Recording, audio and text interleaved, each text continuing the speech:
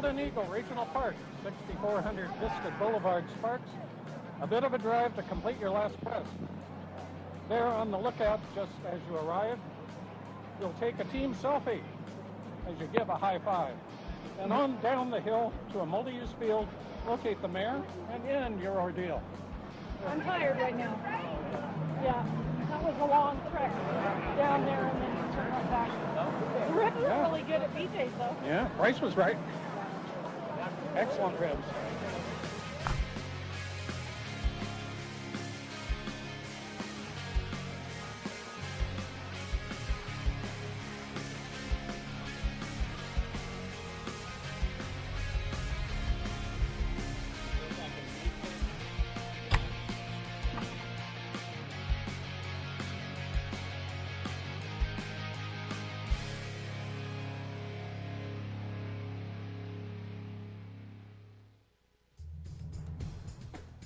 Golden Eagle Regional Park was created in 2008 and is the largest public works project in the history of Sparks. The state-of-the-art facility features 1.4 million square feet of artificial turf, the largest single installation in North America. Here is the final leg and the finish line to the spectacular sprint in Sparks. Teams must drive to the lookout point and take a selfie. There, they will be able to spot the mayor of the city of Sparks and myself, and will come down. The first to arrive will win the spectacular sprint. Woo, Archie got here first! Woo!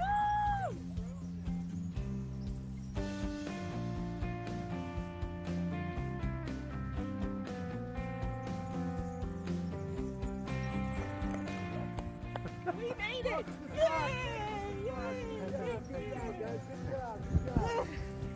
How's it going? How'd you get here so fast? Good job, ladies. Great. Hey, greetings! Nice to meet you. The orange team, Jamie and John, are the winners of the first spectacular sprint in Sparks. I'm really proud to give you the first place prize, which is a $500 gift certificate to the outlet at Sparks. Mayor Martini, thank you for being part of the finish line today. It's awesome. That's good stuff. And on behalf of the entire city of Sparks, we want to thank our contestants and we want to thank our viewers for tuning in and observing and watching and learning a little bit more about the city of Sparks. Until next time, thanks for watching. Don't forget, it's happening here. That's good. Good job. Good job. Good job. Good job.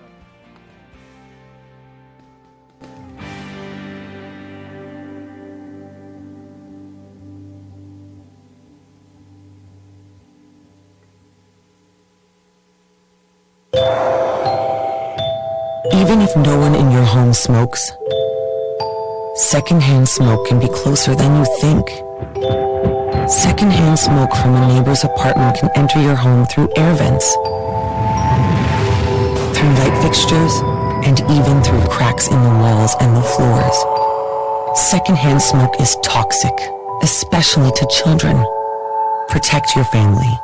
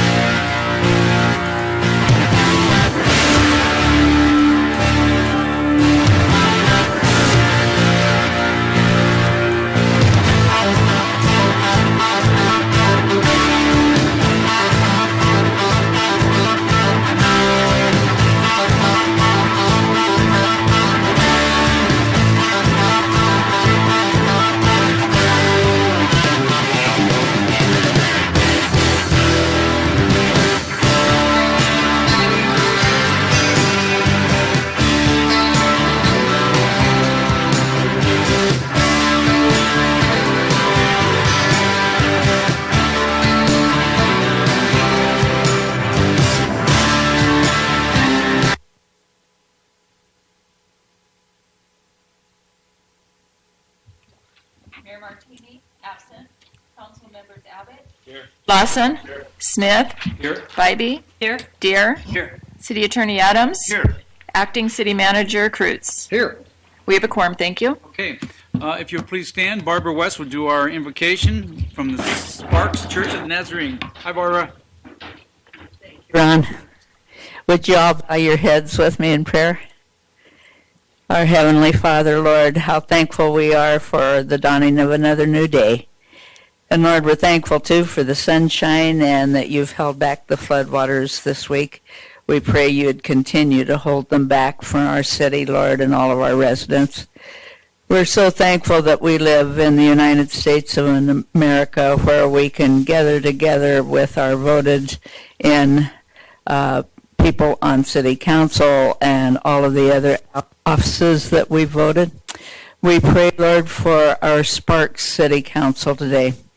We'd ask you, first of all, to touch our Mayor Martini and heal him thoroughly. And we thank you for all of these fine men and women who are on the council, asking you today to give them the wisdom for the business at hand, because we, the residents, have entrusted them to do our business. So we pray that it's for our good and to your glory. And we thank you in Jesus' name. Amen. Amen. Thank you, Barbara. If you remain standing for the Pledge of Allegiance, please. Mr. Lawson. Please join me in the pledge. I pledge allegiance to the flag of the United States of America and to the republic for which it stands, one nation, under God, indivisible, with liberty and justice for all.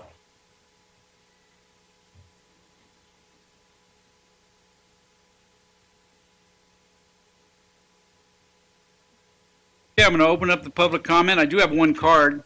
Anybody else wishing to speak in the audience, fill out a card for me, Kim. Anonymous, going up. You have 3 minutes. Welcome.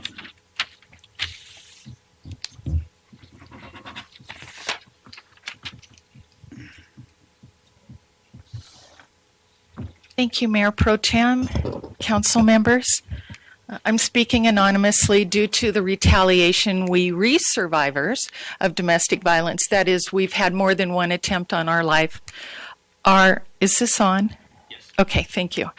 Are receiving against us and our children.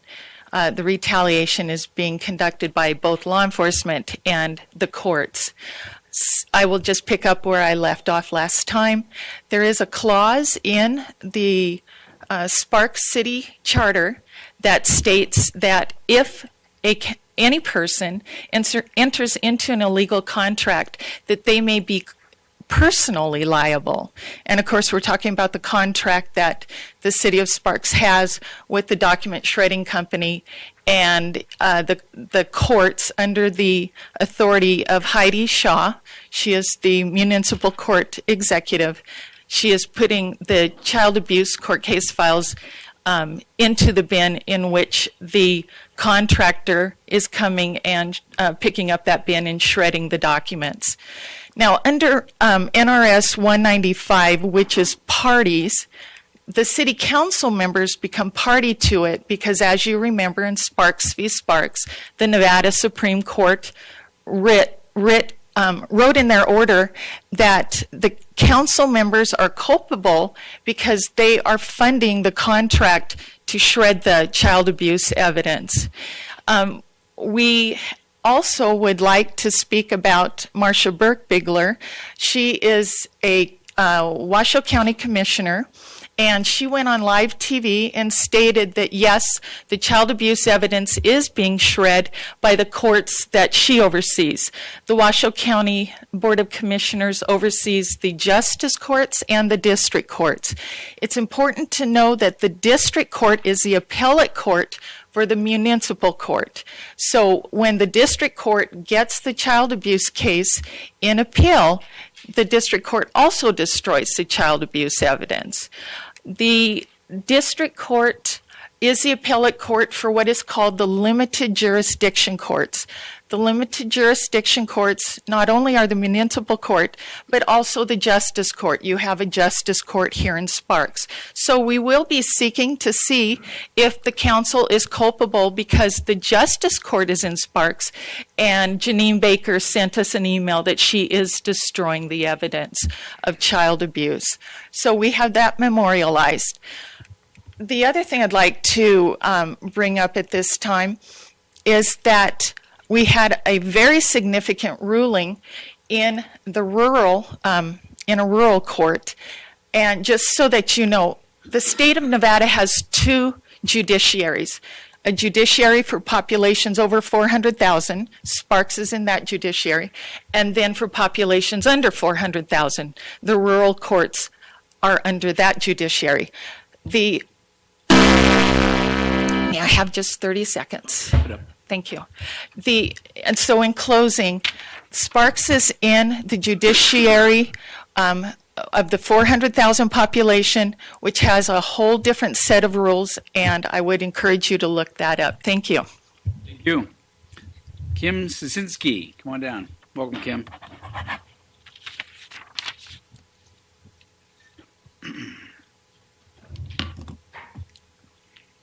Good afternoon. My name is Kim Sazinski, and I'm here to represent 39 North Downtown. We are a nonprofit community organization with all volunteers created to put a focus to help create a vibrant downtown. We are going to give a 3-minute update presentation to you once a month. One of our 6 board members will come in and do that. And it is an update for businesses and what our membership is doing. The first thing I'd like to say is that very exciting news for Victorian Saloon. They're going to put pavers in the back and going to create dining back there. So it's going to help that whole corridor in that alley back there. This summer is going to be our third time we're doing the 39 North Marketplace. We have successfully recreated this Thursday night, and we know we are successful because all of the vendors want to come back. Our main goal this year is for outreach and marketing to our community. We're excited to say that Art Town is coming to Sparks, and then the 4 dates in July, we are going to have a Basque event. So it's going to be bands, food, and dancers that will participate in one of those 4, or all of the 4, but in some kind of manner. So we're excited to bring Art Town. We're also planning an arts and music festival and art show, and this is the logo that we've created. We don't think it's going to happen this year, but it's something on the horizon that we're very excited about.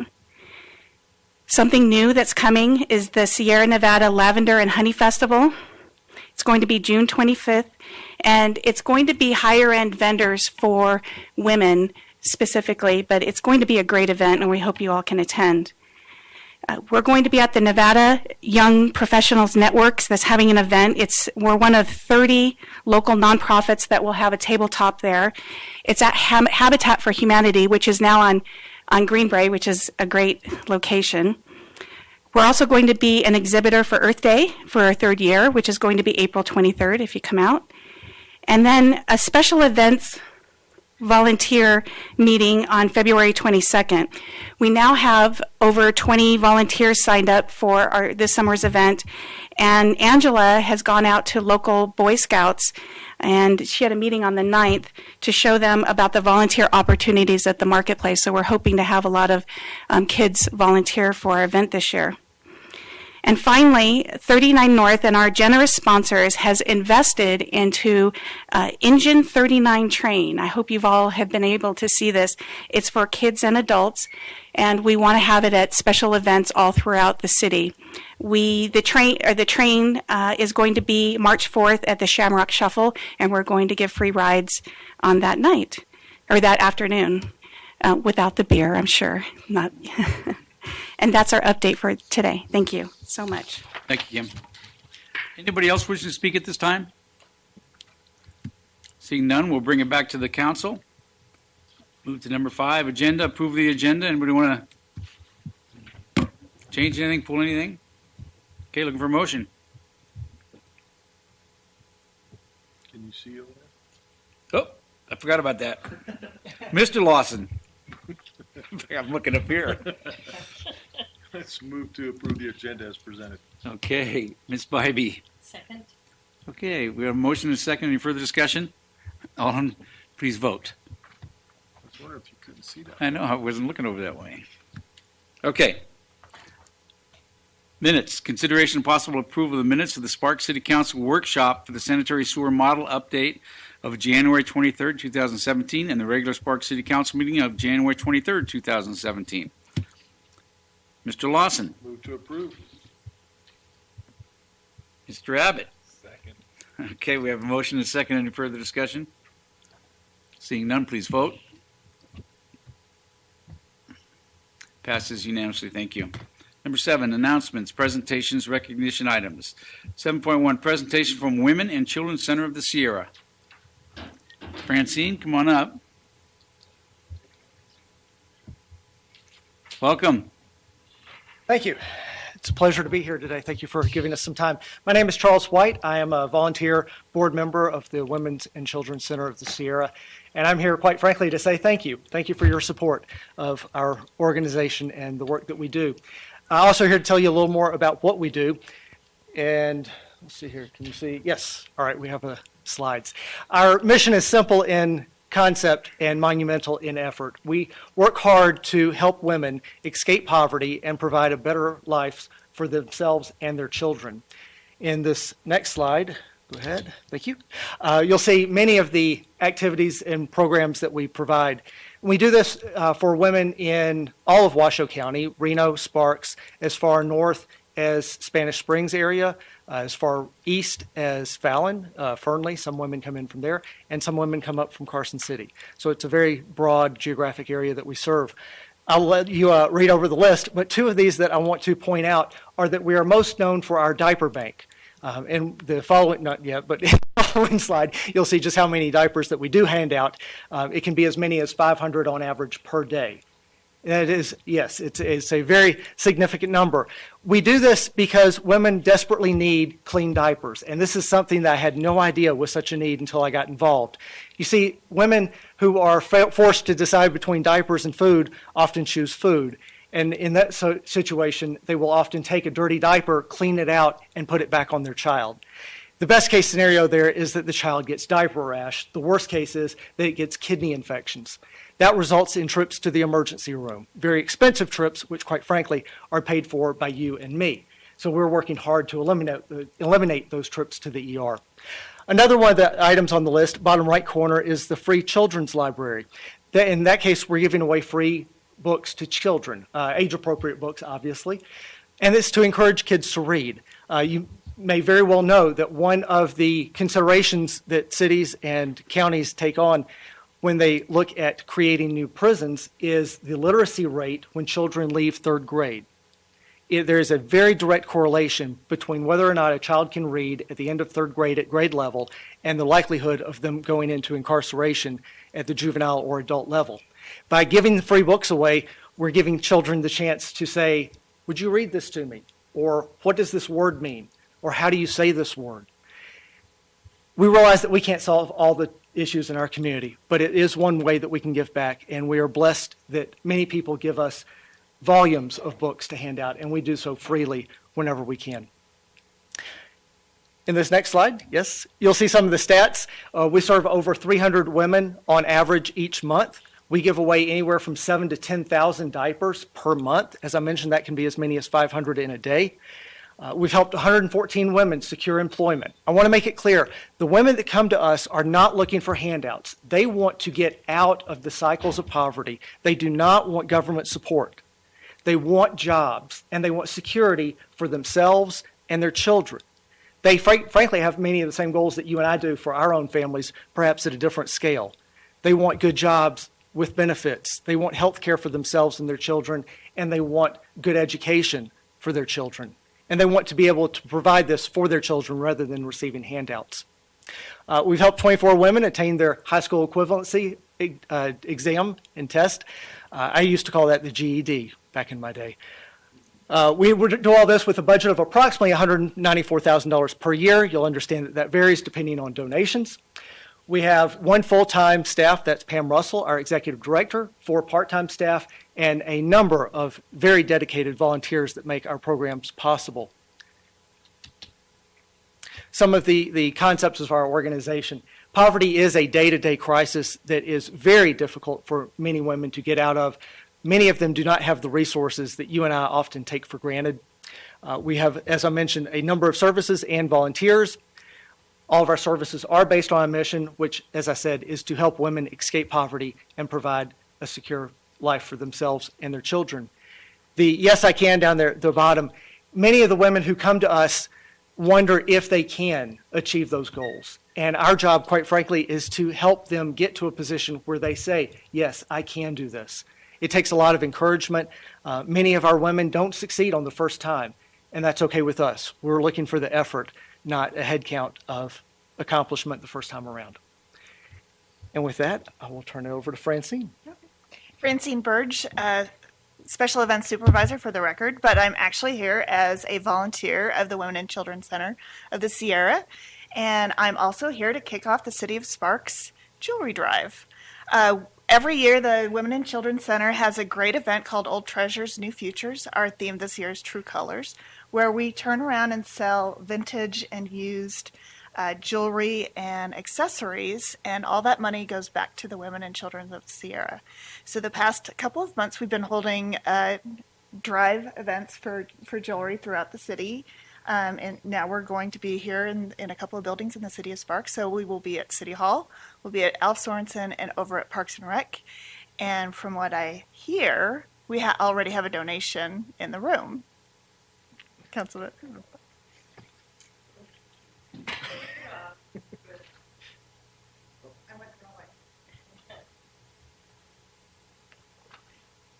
Oh my goodness. Mostly scarves. Mostly scarves. Scarves and jewelry. Thank you. So, encourage everyone else to start to get involved, clean out their closets. And I fly to Shanghai all the time, so I have scarves like you would not believe. So yeah, so good luck on the dress. Thank you very much. And I will just end it by saying the event is on March 9th. Please come to the event. It's $10 to get in.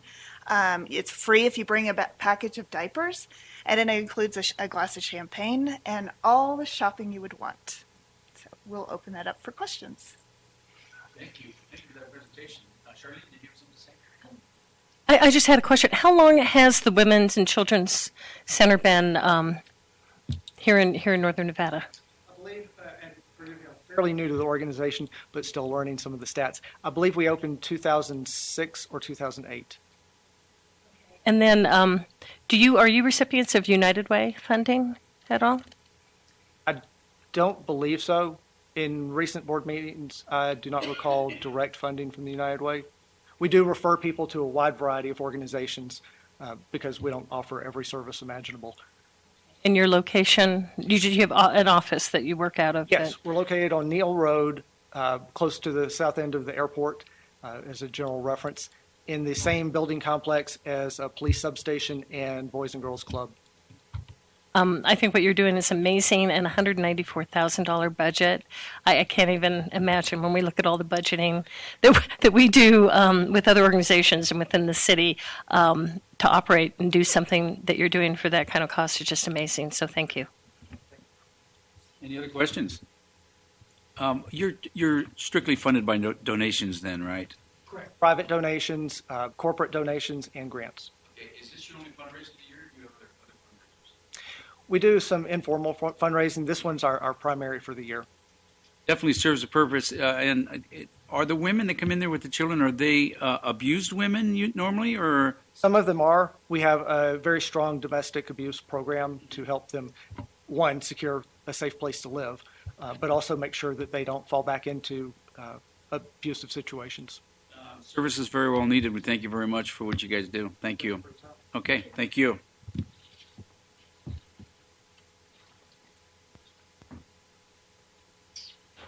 Okay, next up is Community Foundation of Western Nevada.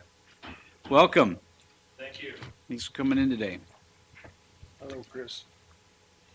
How you doing, Chris? Mayor Pro Tem Smith, council members, thank you for having us here today. I'm Chris Askin, President and CEO of the Community Foundation of Western Nevada. We've been here for 19 years, There were some materials that we passed to the city in advance, but we're not going to look at those now. But if you'd like to look at those following, as well as if you'd ever like to look up our materials and activities, it's nevadafund.org. In 2016, we received $6 million, or we distributed $6 million in grants. It's an impressive number, but most impressive when you think that came from 34 scholarship funds with over 150 scholarships awarded and hundreds of additional grants to support organizations in the community. Even more impressive, perhaps, was that in 2016 we received $21 million in new gifts to the foundation. Now, the Community Foundation serves as a way to help scale up philanthropy in our community, and it's really working. We receive those gifts from hundreds of different donors, none of which is government support. It's all private support from people in this community that care about this place that we all live. We also have about $130 million in bequest arrangements that will be coming to the foundation someday. So you can imagine thinking about an organization that's 19 years old, what this might look like in 20 years or 50 years. It's just going to be a phenomenally gigantic resource to the community. Our current assets are about $92 million, and we'll just continue to grow over time. I like to say $92 million and zero debt. That's the structure. We have an amazing board of directors as well. Our goal is to really provide significant resources to the community, not just in the form of grants and support.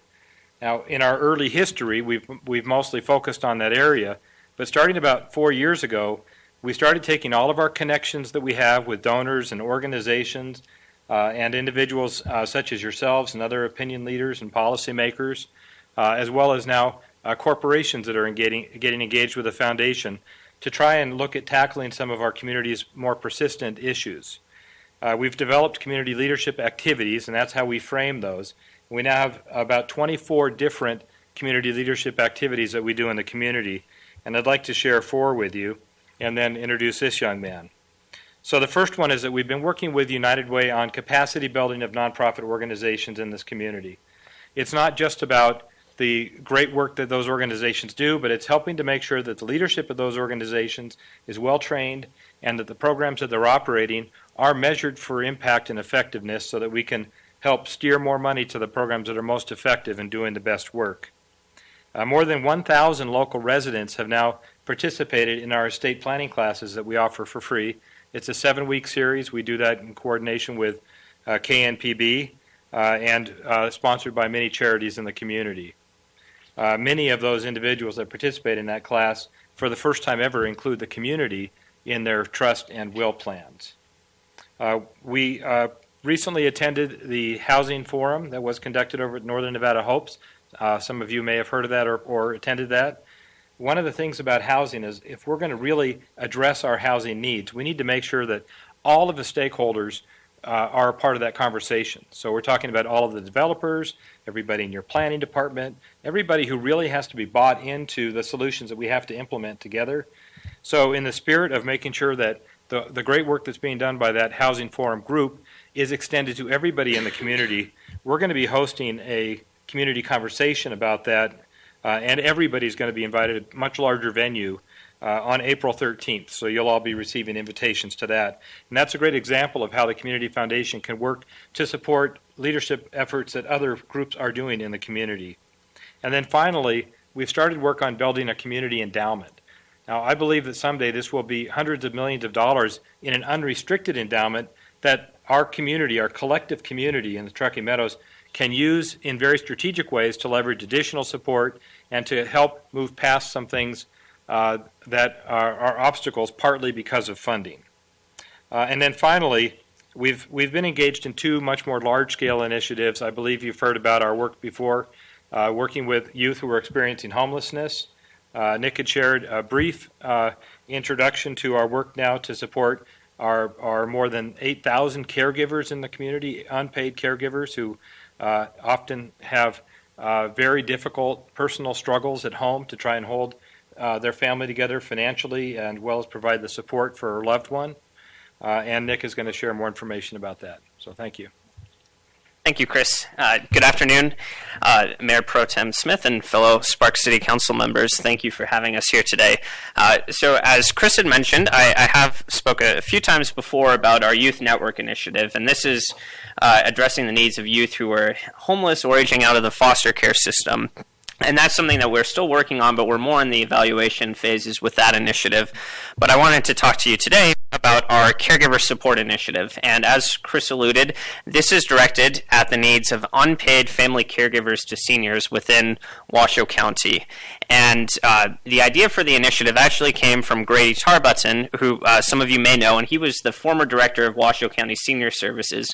And he was the one who really brought this issue to our attention, and he identified that while the county provides many great resources for seniors themselves, there is oftentimes not enough emphasis placed on the needs of family caregivers. So our reasoning with the initiative is if we can provide better support in connection to resources to the caregivers, consequently they will provide better care to their family members. And really with the way that we go about our initiatives is that we want to hear from those who are directly affected by it. So in this case, hearing from those family caregivers. Earlier in 2016, we held 2 public convenings where we heard from about 90 different caregivers, so current and previous caregivers. Councilmember Bybee, I believe that you participated in our convening, so thank you for your participation with that. And all the information that we collect from the caregivers, it identifies what we're going to do to create tangible solutions. The biggest need that we heard from caregivers that came up time and time again was access to information and knowing where community resources are. And so for us, we're not a direct service provider, but we can really engage all the different organizations and caring individuals to make more comprehensive solutions. So we're excited to announce that we're actually partnering with the Sanford Center for Aging and the Savitt Medical Library right around the same time that we were doing our initiative, our convening process. They had applied for a grant to basically create a comprehensive resource database. So we are partnering with them on that, and this is going to be designed specifically for caregivers in our community. We acknowledge that there have been some other resource guides before that have good information, and really we're pulling all of the great parts of those different resource guides to make sure that it's reflective of truly every community service. We actually finished our first round of data collection, and we found several hundred resources on there. And the name of the website is going to be washoecaregivers.org, and we're expecting that to be complete by September of this year. And based on the feedback we heard from those caregivers, we know that it's definitely a needed resource in our community. So taking advantage of all the existing supports that are out here and making sure that caregivers can find it. We do want to first test the website with caregivers to know that it's actually going to be something they use.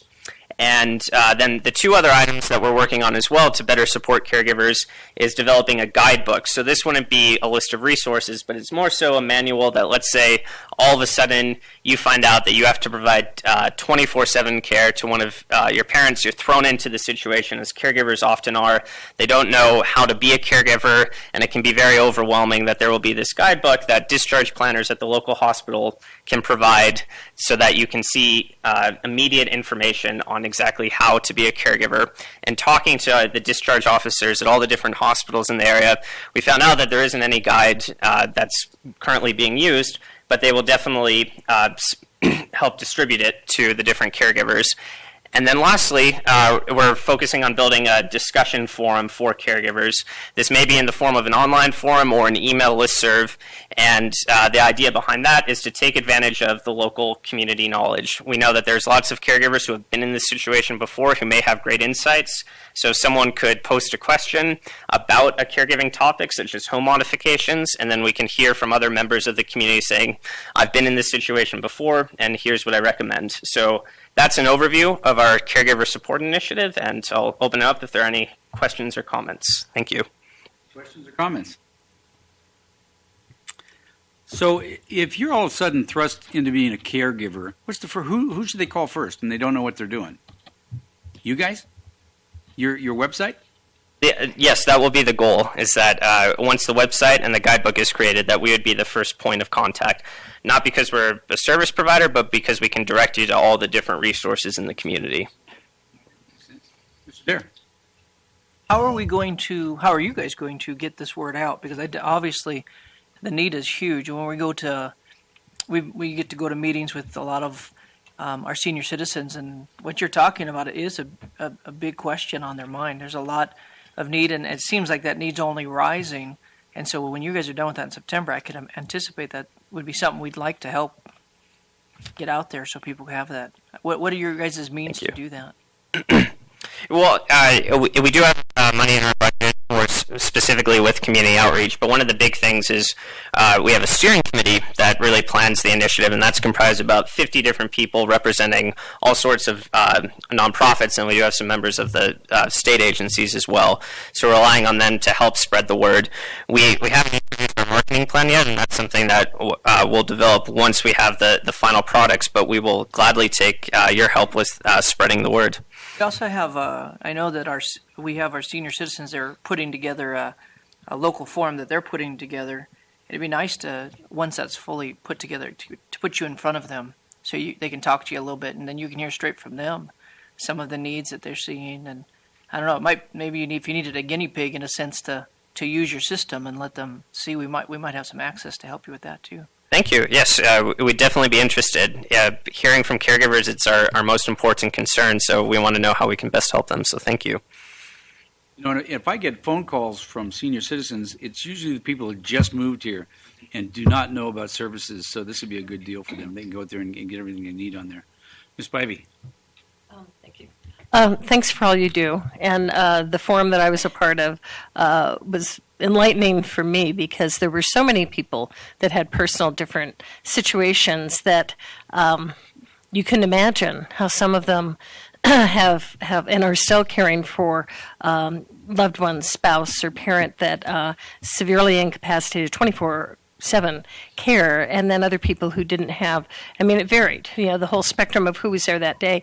And I really I'm glad that you're going to be doing the discussion forum and sharing, because just that day in a couple of hours, the resources and information that we could share with each other, or I'm in that situation, this is who I contacted, or how to navigate the system from people who've been there. So those are going to be not necessarily your seniors, although you do have seniors caring for seniors, but it's going to be my generation and younger who are and will be online to get that information. So I think the most valuable information is really talking to those people who have been caregivers, because they've navigated through and they can point you. And I found that day how many of them had valuable knowledge that I don't think has been tapped before. So I appreciate what you're doing. Great initiative and very much needed, especially as all of us baby boomers are aging. So yeah, for us.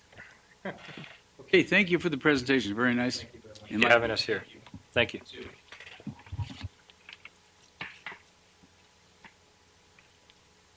Okay, let's move on to consent items. Anybody want to pull one? Looking for a motion? Mr. Dare. I move to approve the consent items as they are. Do we have a second? Anybody? Charlene. Ms. Spivey. Second. Okay, we have a motion and a second. Any further discussion? Seeing none, please vote. Passes unanimously. Okay, 9.1. Consideration of and possible approval of the mayor's recommendation of the appointment of Frank Peterson to the Truckee Meadows Regional Planning Commission from the following potential appointees: Mary Brock, Scott Carey, James Fewens, James Gaba, and Frank Peterson. Good afternoon, Mayor Pro Tem. Director Neil Cruz, Assistant City Manager. On behalf of Mayor Martini today, he has selected Frank Peterson and is seeking her application. Any questions? Is Frank here? Is Frank Peterson here today? Frank here? No. Okay, Mr. Lawson. I'd like to make a motion to approve Frank Peterson to the Truckee Meadows Regional Planning Commission. Okay, do I have a second? Mr. Dare. I second that. We have a motion and a second. Any further discussion? Seeing none, please vote. Passes unanimously. Thanks, Neil. 9.2, consideration of possible approval of resolution number 3306, ratifying the declaration of the termination of a local emergency effective 5 p.m. on Friday, January the 27th, 2017. Mr. Cruz. Cruz, Assistant City Manager. For the record, here pinch hitting for the City Manager.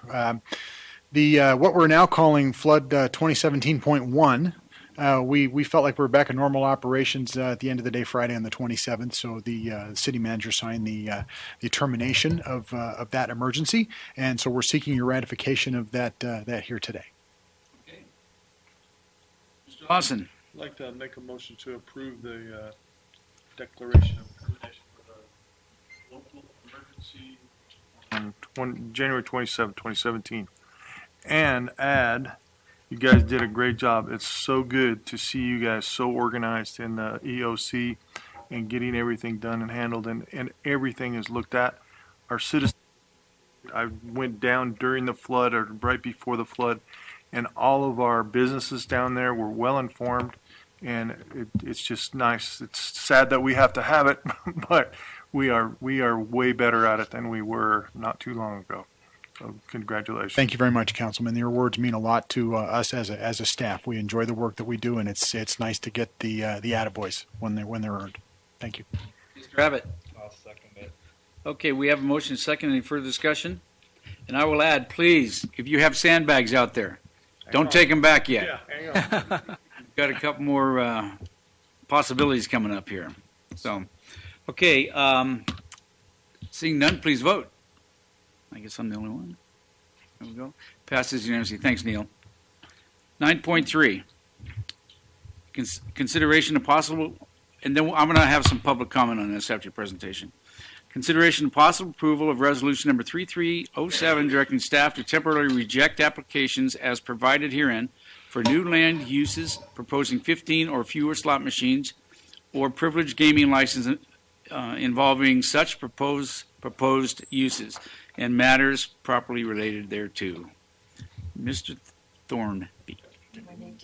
Pro Tem Smith, members of the council. Doug Thornley with the City Attorney's Office for the No, Doug, I do have something that we should probably do first, and this will be from Councilwoman Bybee. Go ahead. I just needed to inform you that I will be abstaining from this item because my husband works for a non-restricted gaming licensee that is a member of the Nevada Resort Association. I'm unsure whether this specifically rises to the level of a disqualifying conflict under the ethics and government law. I believe it is prudent to be cautious with respect to this type of issue. Therefore, as required by state law, I will not vote or advocate for or against passage of this measure. Thank you. Thank you, Ms. Bybee. Go ahead, Doug.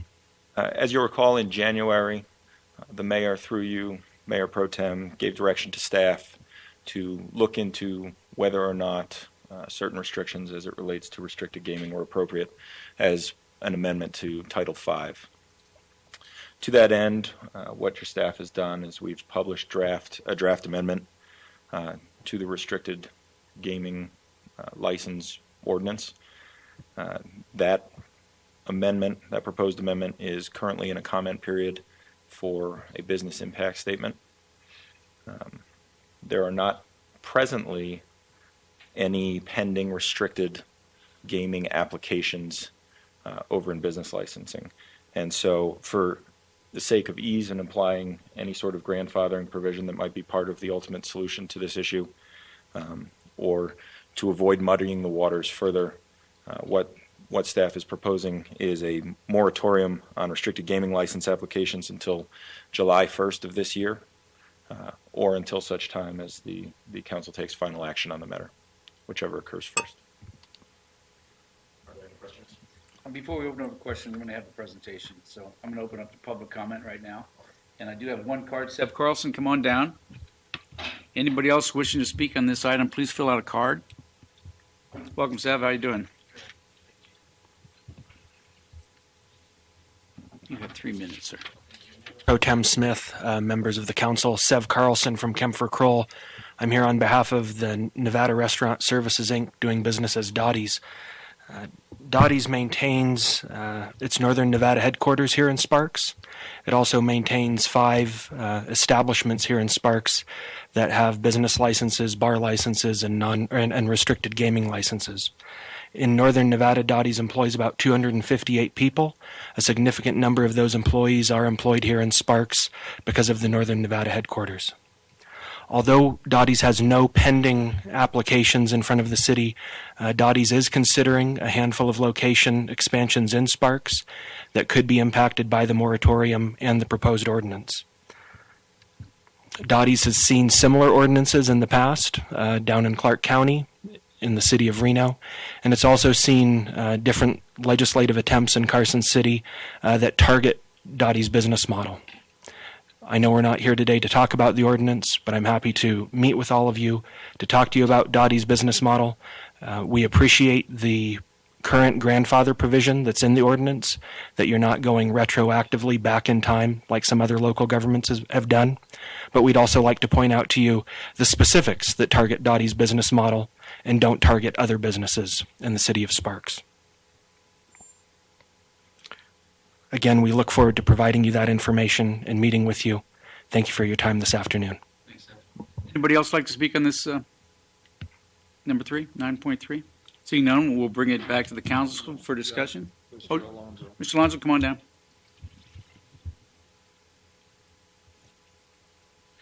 Welcome.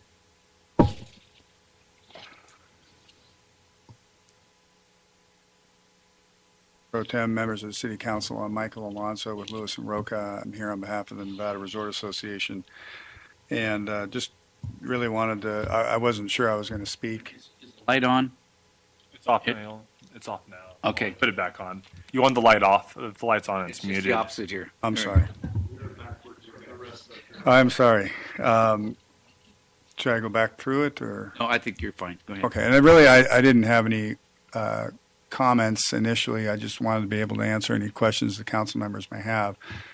I do think it's important to point out that while you're going through this process, it doesn't make any sense, I think, as your council wisely advised you to accept applications.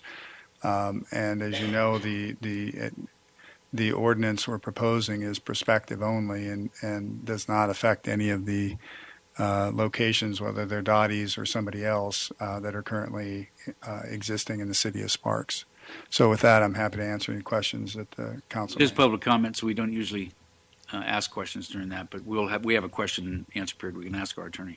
Okay. Thank you.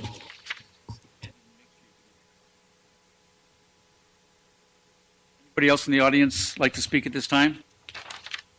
Okay, seeing no one, we're back to the council for discussion. Mr. Lawson.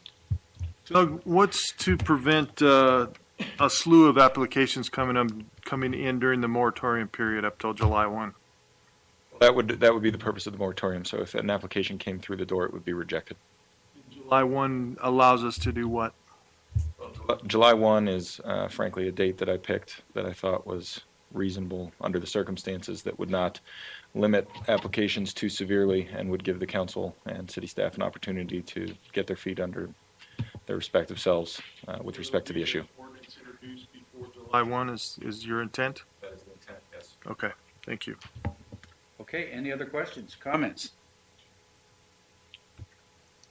Okay, seeing none, we're looking for a motion.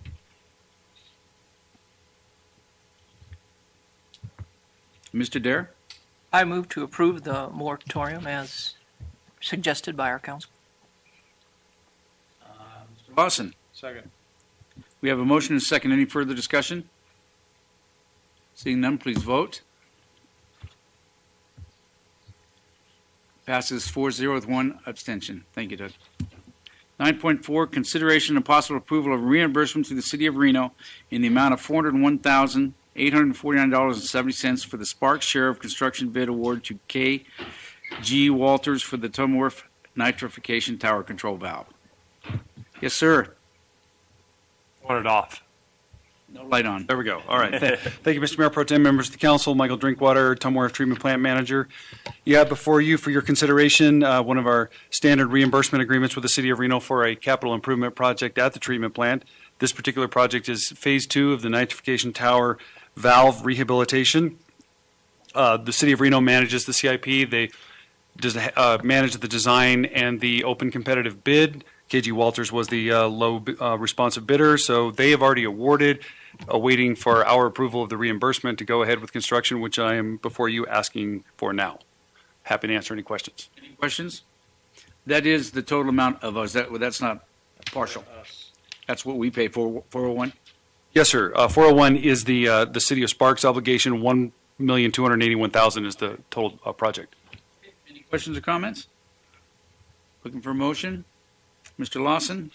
I move to approve the reimbursement to the city of Reno for Sparks' share of the nitrification tower control valve phase 2 project at Tom Wharf. Mr. Dare? Second that. Motion is second. Any further discussion? Seeing none, please vote. Passes unanimously. Thanks, Michael. You're doing 9.5. Consideration and possible approval of consultant agreement for construction management services with HDR Engineering. Thank you, Mr. Mayor Pro Tem, members of the council. This agreement is with HDR Engineering to provide construction management services for the project you just approved, the nitrification tower control valve rehab phase 2. HDR was the design engineer. It makes sense to have them provide the construction management services for continuity throughout the project. So they were selected, obviously, by the city of Reno. We concur that that was a good decision, and we're asking for your permission to enter into that agreement for them to provide such services. Mr. Lawson? Well, I guess we have to approve this one too. I'm going to move to approve the consultant agreement with HDR Engineering, Inc. Mr. Abbott? We have a motion and a second. Any further discussion? Seeing none, please vote. Passes unanimously. Thanks, Mike. And you're on for number 9.6. Yes, sir. Consideration and possible approval of reimbursement to the city of Reno in the amount of $123,440.95 for Sparks' share of a contract with KG Walters. Thank you, Mr. Mayor Pro Tem, members of the council. This project was similar to the first one I was before you just moments ago, an approved capital improvement project at the treatment plant. This one is for some rehabilitation to the aeration systems at the plant. It was in the JCC approved capital improvement program for this fiscal year. Reno managed the design, put it out to bid. KG Walters was the low responsive bidder. The city of Reno has already awarded to KG, awaiting our approval of the reimbursement, which is before you now. I think it was a reasonable bid. KG Walters is a known contractor to us. We like their work, so I am asking for you to approve that at this time. Okay, questions or comments? Ms. Bybee? Okay. I move to approve the reimbursement to the City of Reno for Sparks' share of the aeration piping system modification project at Tom Wharf in an amount not to exceed $123,440.95. Mr. Abbott? Okay, we have a motion and a second. Is there any further discussion? Mr. Dare? No. Okay, seeing none, please vote. Passes unanimously. Thank you. 9.7, consideration and possible direction to staff to initiate amendments to Title II Administration and Personnel and Title VII Health and Welfare. Mr. Rundle.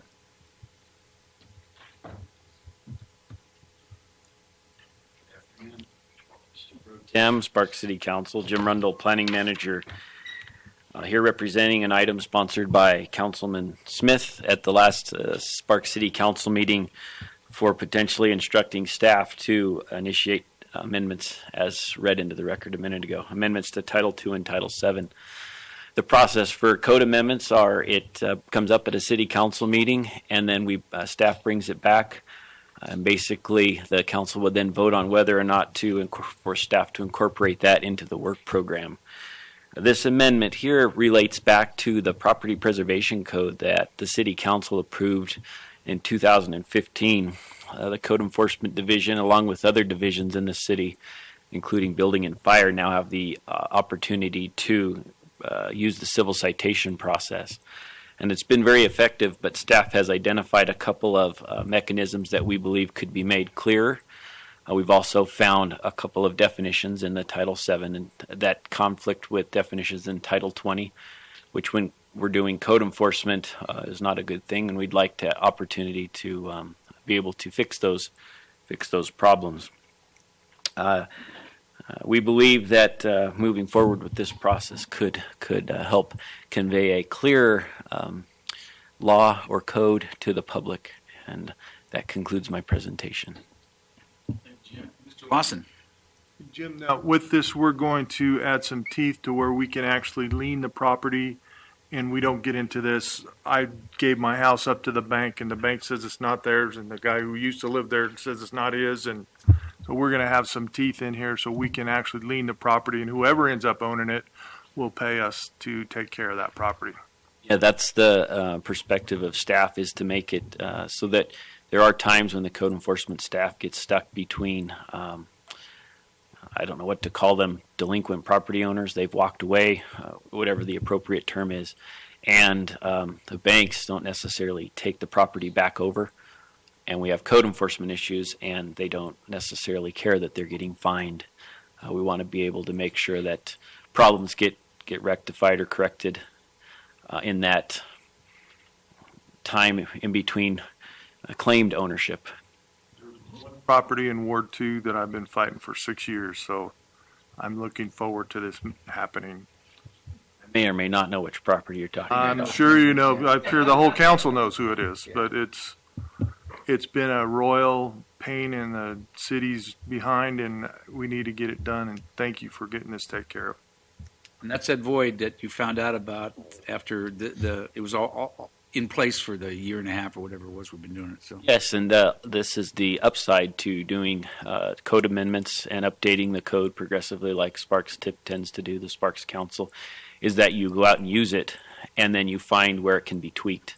Now, I wouldn't call this an overhaul or anything like that. It's tweaks to make it more effective to implement the council's policy and direction when they initially approved it. Mr. Dare. And just for clarity, because if there's people watching this out there that, so if there's something they see, how does this work? So can you just give the understanding of this when people talk about the enforcement portion? Again, just for our citizens. So if somebody sees something they don't like, or if something's going on that seems to be breaking this, and If you believe you see a code enforcement violation, a land use violation, it's not an emergency type of thing, we call in to the planning line, the code enforcement line, and we'll take that call, and we will do an inspection on the site of which they've identified and ensure that it is or is not a code violation. And then when we do find code violations from property, currently all of our inspections through code enforcement are done by complaint basis.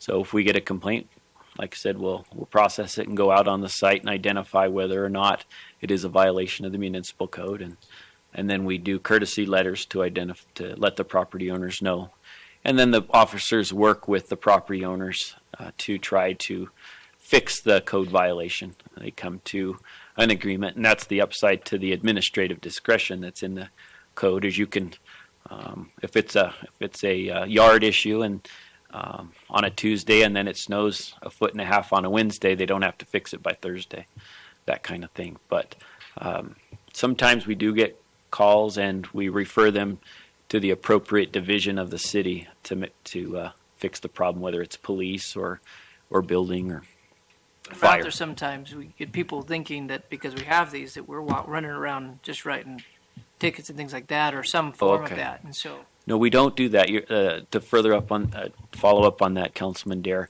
that's correct. If we do identify that a violation is at a site from a complaint, we send a courtesy letter, and they have a certain amount of time before we'll send a second courtesy letter.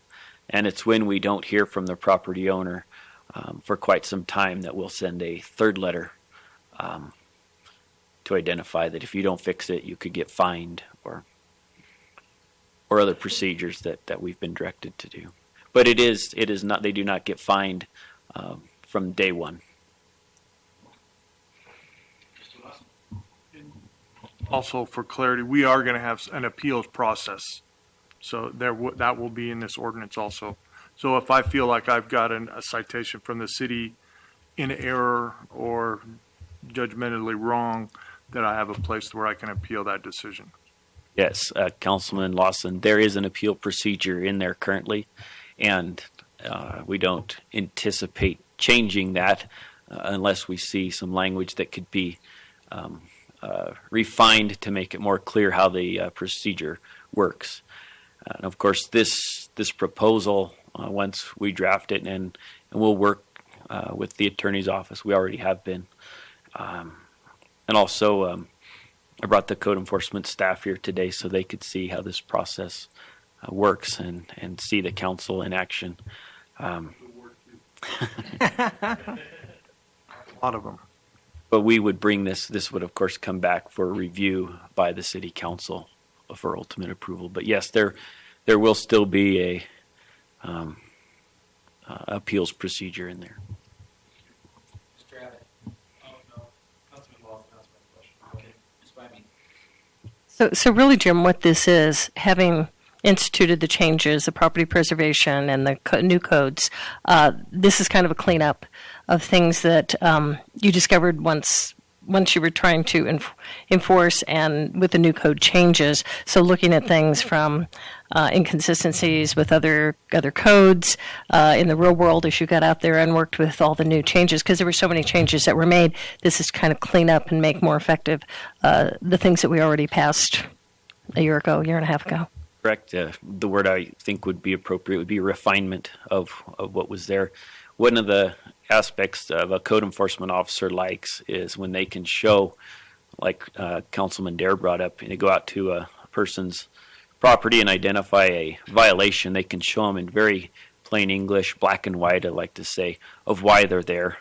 It's not gray. And so while there's room for discretion, as the council knows in Title 20, we added discretion. Sometimes you don't want the discretion. You want it very clear as to what's expected and what happens if you don't take care of the issue.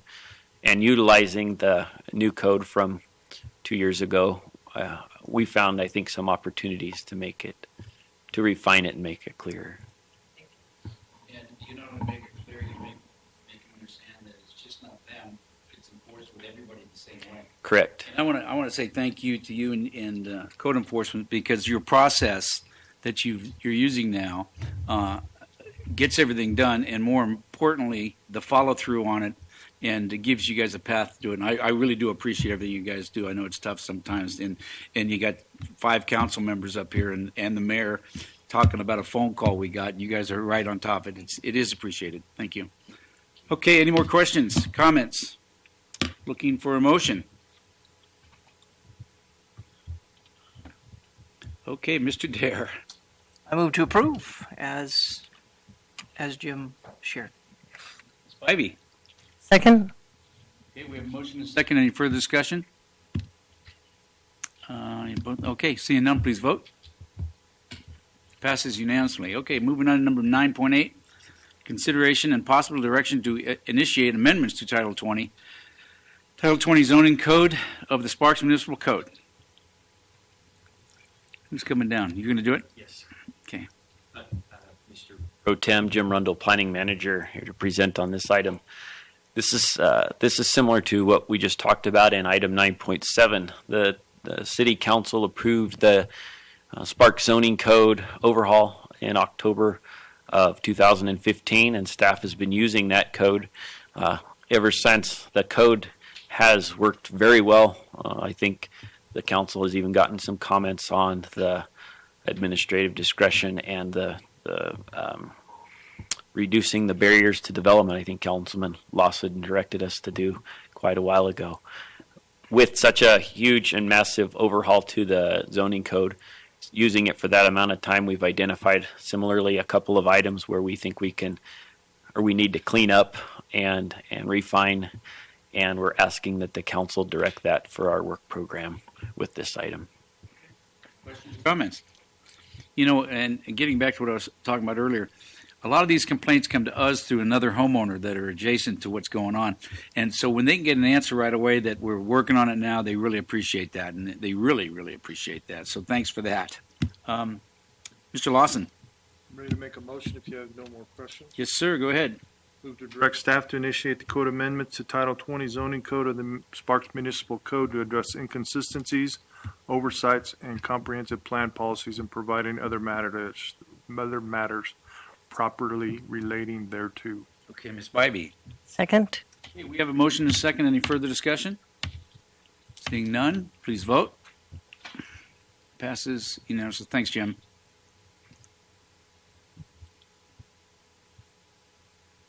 It's over, Jim. Are you up here for the next one, too? I thought Doug would be coming down. Okay. Man, he's the man. 9.9. This guy didn't mean to, I didn't want to kick you out. Donna likes that I chair. know, he does. You're good at it.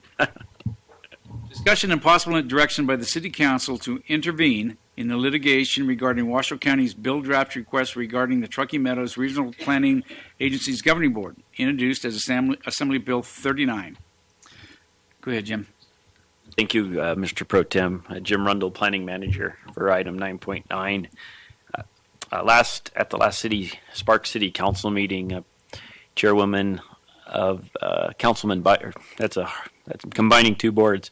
Chairwoman of the Regional Planning Governing Board, Councilwoman Bybee, asked staff to bring back this item for the City Council to consider at this City Council meeting. In 2002, the City of Sparks, Washoe County, and the City of Reno, through the Truckee Meadows Regional Planning Agency, signed a settlement agreement that identified regional plan growth for the area. Through that settlement agreement, there were items in there on submitting legislation to the state legislature. It is the opinion of the Regional Planning Governing Board that the Board of County Commissioners violated that agreement, and they have filed suit in district court.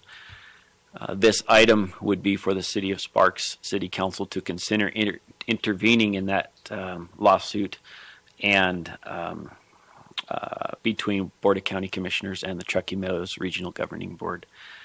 For more background, the City of Reno also chose at their council meeting last week to intervene on the side of the RPGB. And that concludes my presentation. Okay, questions or comments? Mr. Lawson. Well, as the former chair of the Regional Planning Governing Board, this is something I believe the City of Sparks has to do. We have basically 17 locally elected officials, 7 at Reno, 5 at Washoe County, and 5 here. There's 3 of them that want to change this. The rest are playing well in the sandbox together. So I think it sends a message that we need to play as a team, but more so, we need to follow the rules when we are going to make a change to a particular regional board like that. So I think it's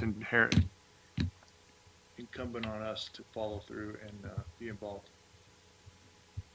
Ms. Bybee. Thank you, Mayor Pro Tem. As chairwoman of the Regional Planning Governing Board this year, I asked that this be brought before the council. Litigation is not something any of us take lightly, and none of us on the Regional Governing Board, probably any of us sitting here, are happy to have to go into litigation with this issue. However, I strongly believe that because there was a process that the county did not follow, and it's a violation of NRS, it's a violation of the settlement agreement from 2002, and a violation of the policy of the Regional Planning Governing Board. So there's 3 violations of noticing their intent to take items to the legislature. They need to come to the Regional Governing Board. For anyone who's watching or listening to this, what the issue is that there's a process to do that. It requires 60 days notice, coming to the Regional Governing Board with possible legislation before filing a bill draft request and taking it to Carson City. The hope always being that we act we try to work things out together, and the whole purpose of the regional planning structure was to get all 3 entities working well together for the benefit of our region. So I strongly support Sparks being part of that voice as we look at the legislature and the court system. Mainly, the litigation is to remove, is for a cease and desist. Basically, I'm not sure that's the legal terminology. You can give me the writ of mandamus, to just have them remove, to pull the BDR, to pull the bill draft down in Carson City. And I really feel like a lot of the issues that the county has with regional planning, and I have offered this at our last meeting and continue to, a lot of issues for the county in working with Reno and Sparks can be resolved as we do our regional plan update. And that process we are starting on now to revisit regional planning as our 5-year update. And a lot of issues can be resolved there, and I'd rather see we did that there than in the court. But right now, kind of feel like this is where we are, and I think it would send a strong message of support. So I will be supporting this measure. Thank you. Thank you, Mr. Dare. I just make a motion? Sure. Go ahead. I move to intervene on the side of the Regional Planning Government Board in the lawsuit filed against Washoe County for violating the settlement agreement and specific Nevada revised statutes. Okay, we have a motion. Look for a second. Second. Okay, we have a motion and a second. Any further discussion? Seeing none, please vote.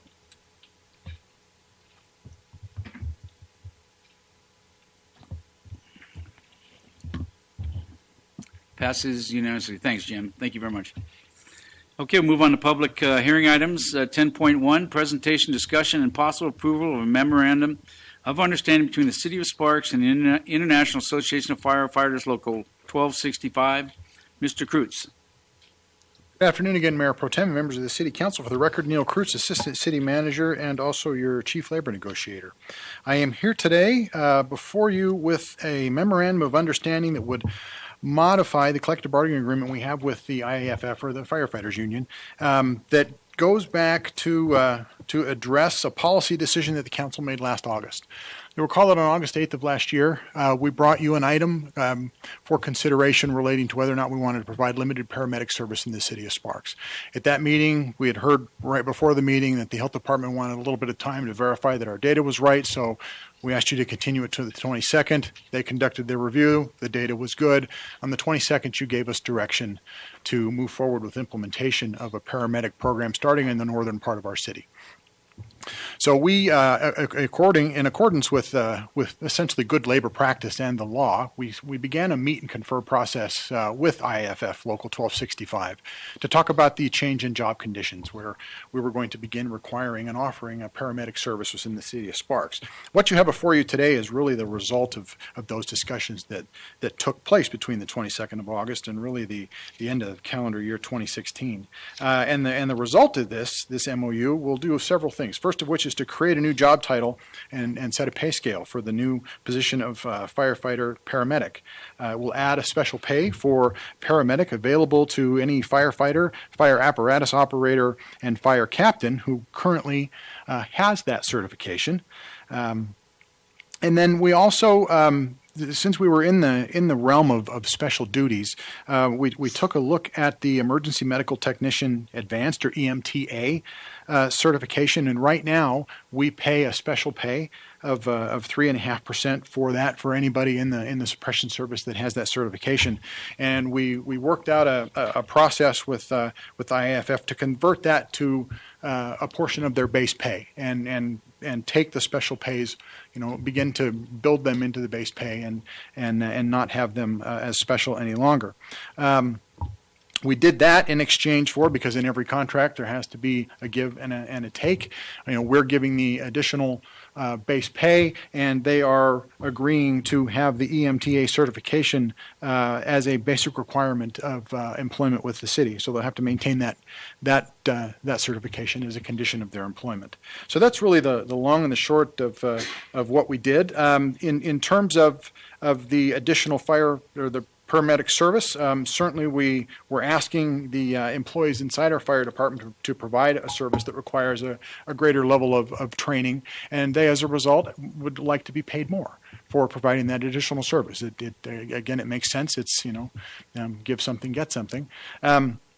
So we worked jointly with them to look at essentially the labor market in our area, and we agreed as a group to look at 5 other fire services, if you will, that really constitute our labor market: Reno Fire Department, Carson City Fire Department, the Truckee Meadows Fire Protection District, Tahoe Douglas, and the North Lake Tahoe Fire Protection District. So that's kind of our group of 5 comparators, and to see how we compare to them. Each of those agencies offers the paramedic service, and so we conducted a salary study. The folks in the fire union in 1265 like to approach the world from a base pay, and they like to tie everything to base pay.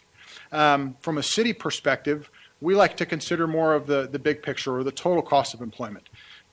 Certainly we issue paychecks every 2 weeks to all of our employees, but we also provide benefits. We make PERS payments and things of that nature. So we like to look at what's the total cost of a position. So putting that together with an a loose policy that we've worked under before, direction from the council, and that is that you want to be within 5% of the labor market, plus or minus 5% of what's the middle of the market doing, so that we conceptually stay competitive as an organization. So with that as kind of the setting, we did work on an additional pay that ended up what's proposed to you today in the MOU is a 6.5% additional base pay for those members of the firefighter or the firefighter paramedic job family, if you will, that are going to provide that service, that additional pay on top of the base firefighter pay. And in looking at the market and wanting to be competitive, that would put us in looking at it as a percentage of that total compensation for somebody who's maxed out, so they're at the top of their salary schedule and the maximum amount of benefits that they can get. It puts us at just on the positive side, or just on the high side of zero. We would be at 0.6% above the average. So very competitive, well within that plus or minus 5. On the low end, or somebody who's just coming in, we're a little higher. We're at plus 3.4%.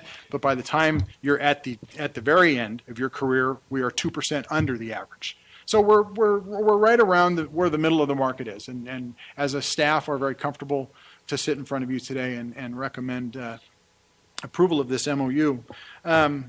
One additional item that I want to point out before we get into the cost of the proposal is that one of the things that was concerning for both sides, both the management side and the labor side, was as we create a new job description and knowing the way economies go up and go down, how would we approach that if we were able to find ourselves in a position needing layoffs again?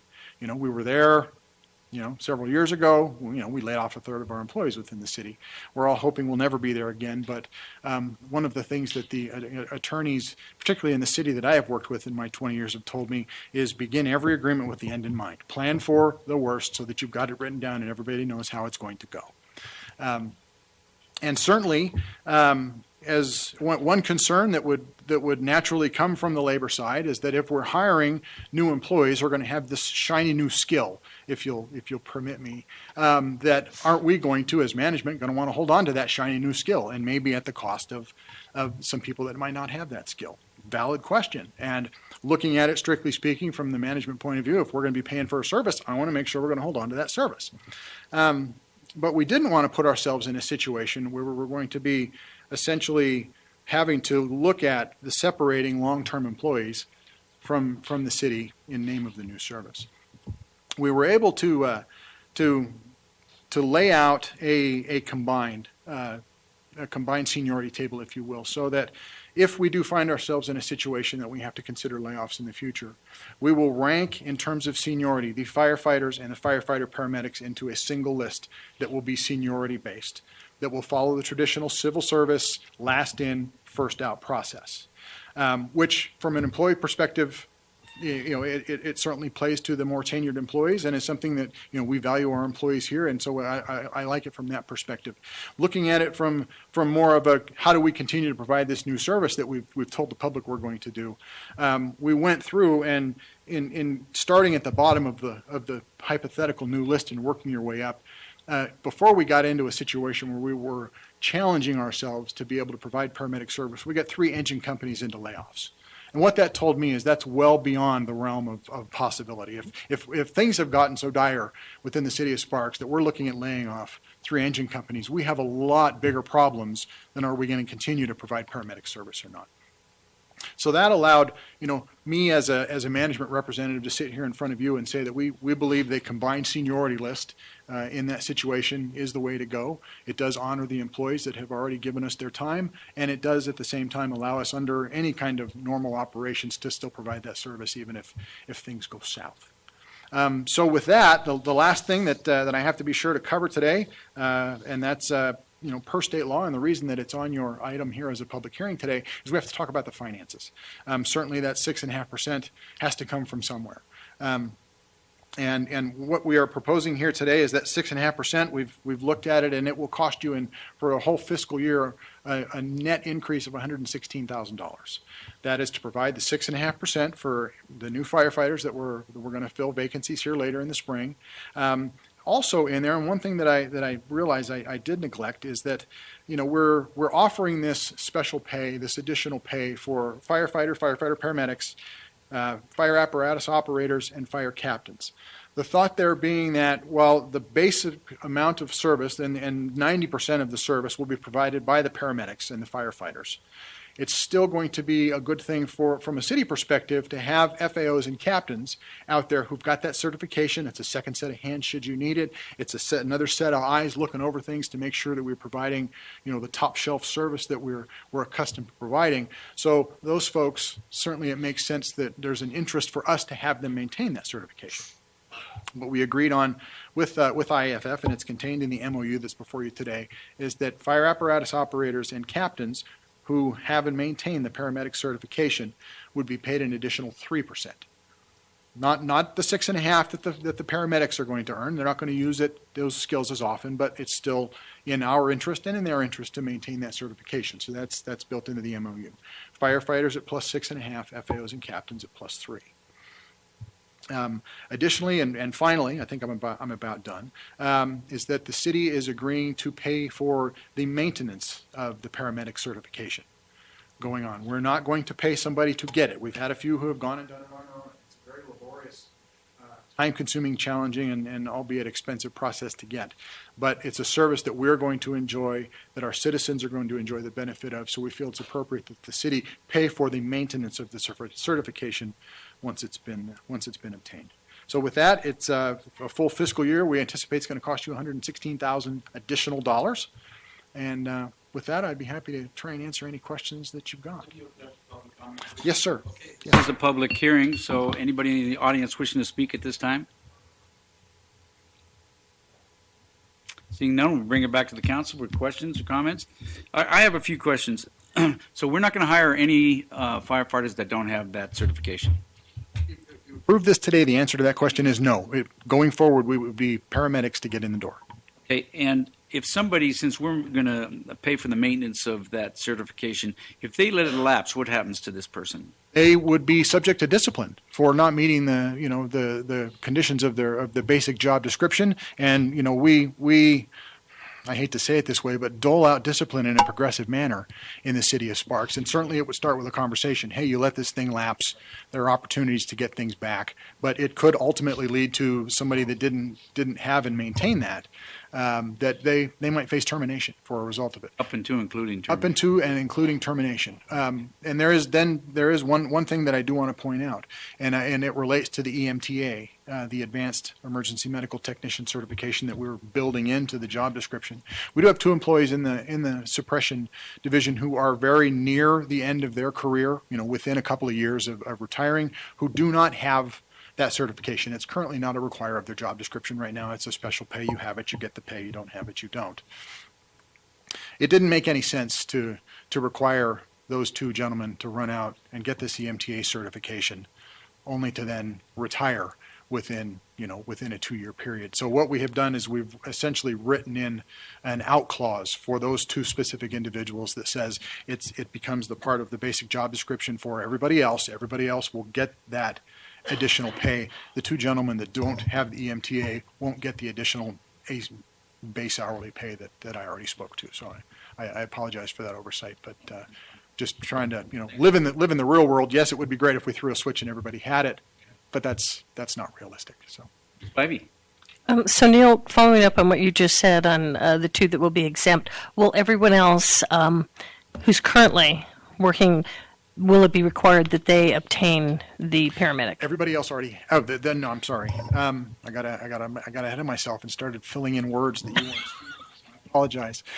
We are not going to require that people go out and get paramedic that don't already have it. But in order to enjoy the extra paramedic pay, you would have to have it. So it's just new hires absolutely required. Yes. on hiring. Couple other questions on the maintenance of the certification. Is that included in the budget? The $116,000 includes maintenance of the certifications.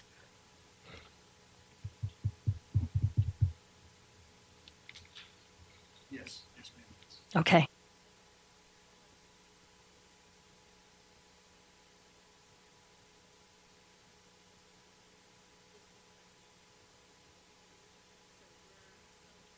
From April 3rd to the end of June, and where's that money coming from? Roughly, it would be roughly a quarter of a fiscal year.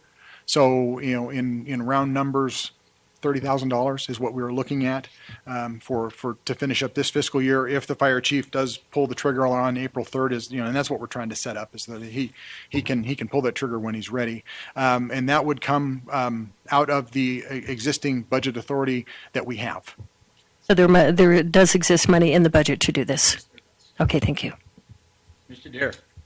One of the things I get to do is I get to serve on the health board, and I get to see a lot of these stats. And I say, just to our citizens, some of them might wonder, why is this really that important?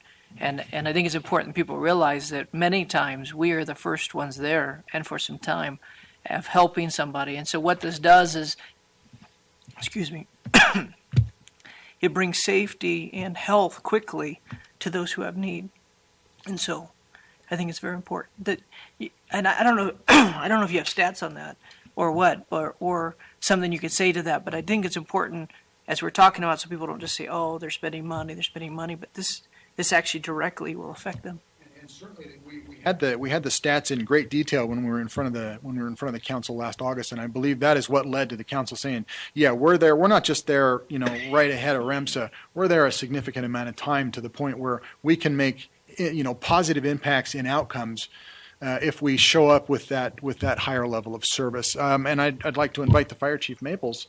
Is there something you'd like to come up and say to that?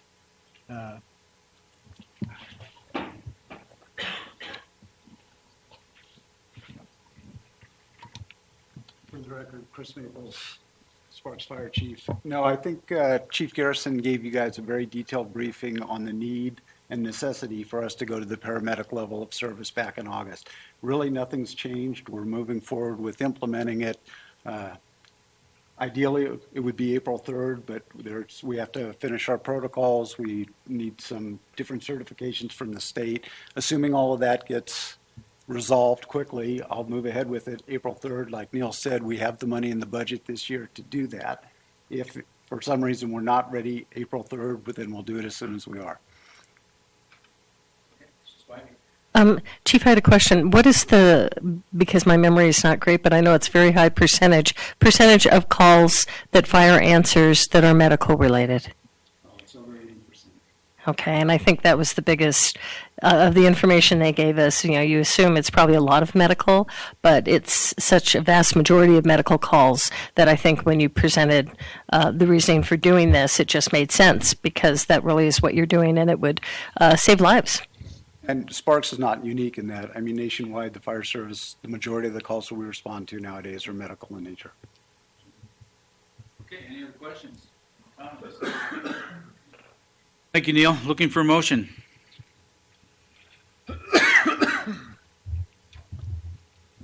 Ms. Bybee. I move to approve the Memorandum of Understanding with the International Association of Firefighters, Local 1265. We have a second, Mr. Dare. I second that.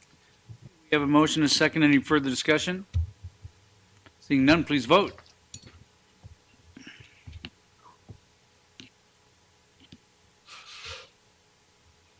Passes unanimously. Thank you. Thanks, Chief. Okay, we do not have any planning and zoning items, so I'll move on to comments. Anybody, I'll open up the public comment. Anybody in the audience wishing to speak at this time?